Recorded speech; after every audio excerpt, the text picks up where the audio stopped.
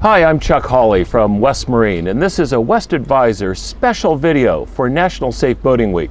You know, we try to do everything we can to be safe on the water, but sometimes we might forget a couple of critical steps.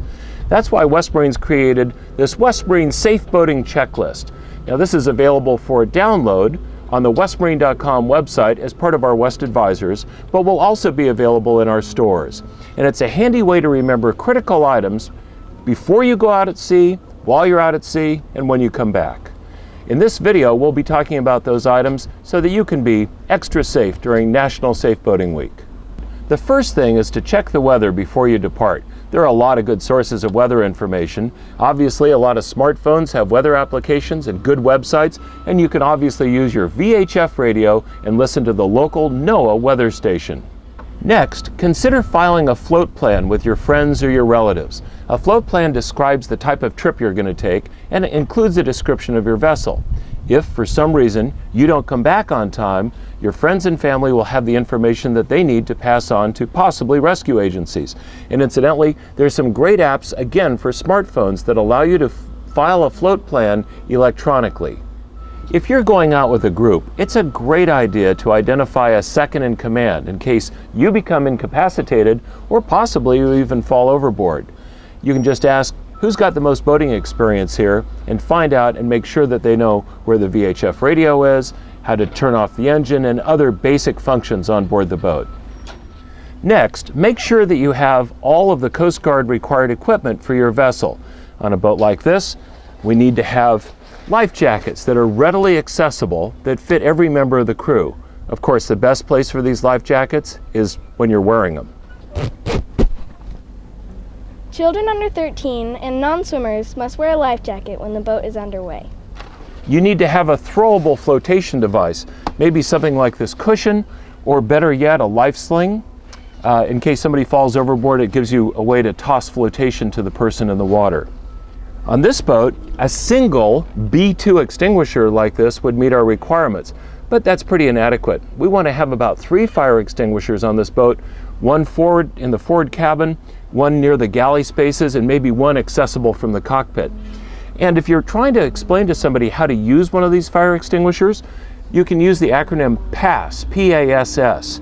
That stands for pull, as in pull the pin, aim, as in aim the nozzle, squeeze the handle, and sweep across the base of the flames. That's the most effective way to put out normal marine fire. You're also going to need to have some form of visual distress signals. Now, the basic rule is you're going to have to have day and night signals if you're in coastal waters or the Great Lakes. Here's a combination where we've got flags, we've got a launcher, a couple of hand flares, all set in a nice, mostly waterproof container. And finally, even if you think you're just going out for the day, make sure that your navigation lights are operational. You'll find sometimes that your trip takes a little bit longer than is planned, or for whatever reason you're delayed. You have to show your navigation lights between sunset and sunrise. Although not required by the Coast Guard, we think it's a great idea for all boats going offshore to have a fixed mount VHF radio, a GPS, and what's really great is to have some sort of a personal locator beacon or an EPIRB. I think it's a good idea to have a tow line ready when you're exiting or entering a harbor. In this case, I've got 75 feet of half-inch 3-strand nylon. Half-inch or 5/8 is probably the right size for this boat, and I've got an eye splice already put in one end. This way, if I need to lend assistance to someone or if I need assistance myself, I've got a tow line that's ready to go. It's a good idea to have an anchor that's ready for immediate use. This is great because sometimes you're going out of the harbor and your engine stalls for some reason or you run out of wind. When you have an anchor that's immediately available, it allows you to put it over the side and possibly stay off the beach or someplace where you don't want to go. Make sure that your crew knows the proper engine shutdown procedure in case for some reason you need them to shut down the engine. For example, many diesels require you to pull a knob instead of turning the key in order to shut down the engine.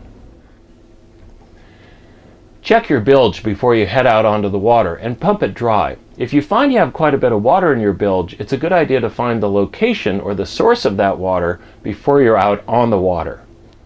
Your engine starting procedure will vary depending on the kind of boat that you have, but some basic ideas are: check for oil in your crankcase of any 4-stroke engine, whether it's gas or diesel, inboard or outboard. Make sure that your buzzers work so that if you run out of if you over temperature or you run out of oil pressure, the buzzer will come on and it may save you from expensive damage. If you have a gasoline inboard engine, run the blower for at least 4 minutes before starting the engine, and use your nose to sniff around to make sure that you don't smell gas fumes. And finally, check your fuel level before you leave the dock. You want to make sure that you have enough fuel to complete your voyage. After the engine started, make sure that there's cooling water coming out of the exhaust system. This applies to both inboards and outboards. If you've got a shore power cord, now's a good time to remove it. And remember to store it someplace on the dock where it's not likely to get kicked into the water.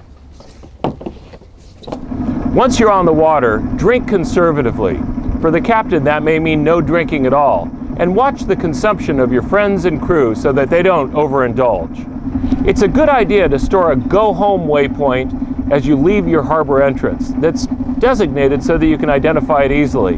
That way, if the fog comes in or it gets dark, you'll be able to find your way home using your GPS. While you're on the water, make sure you use all available means to keep track of the weather.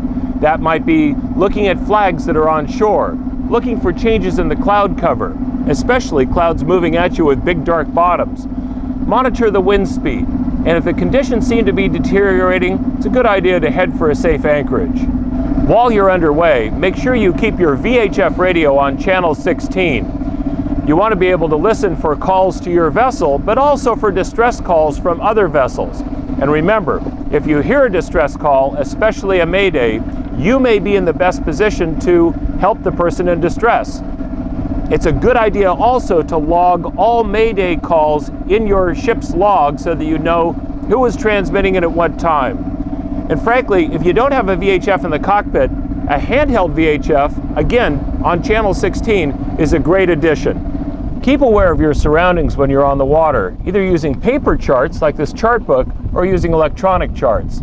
Make sure you stay in designated channels, and keep your eye on the tides and currents so that you can know if you have enough water when you're coming back into an entrance that may actually have shallow water. So after a busy weekend on the boat, it's time for everybody's favorite job. It's probably a good idea to pump the holding tank before leaving the boat for the rest of the week. As you return to your berth, make sure that you hang your fenders at the proper height to give your hull the maximum protection. When you're back in your slip, make sure you tie your boat up correctly with bow lines, stern lines, and spring lines. And make sure that lines are protected from chafe. And if you're in a harbor that has a lot of wave motion, a good idea is to use a snubber to reduce the loads on your cleats and on your dock lines. Make sure you turn your battery switch to the off position. If you have loads that need to stay on all the time, possibly like bilge pumps, you may need a separate fused circuit that's separate from the battery switch. If you're plugged into shore power and you have an inverter charger on board, you may want to turn your inverter off when you leave the boat. That way, if your circuit breaker pops or for some reason you lose AC power, your inverter won't run down your batteries.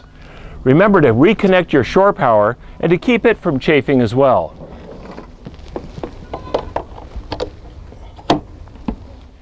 It's a great habit to get into to fill out a logbook page for every trip you take.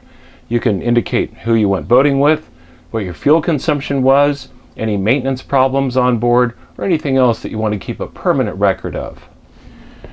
Remember, if you filed a float plan with somebody and you're back safely, call them up and close the float plan. You don't want them looking for you if you're not lost. So using a checklist like this one from West Marine can make you even a safer boater by reminding you of some common sense steps that will make your boating incrementally safer and more enjoyable. We hope you've enjoyed this video. We hope you enjoy your time on the water. And for any of this gear or good advice on seamanship, go to westmarine.com or visit any of our 300 stores across the country.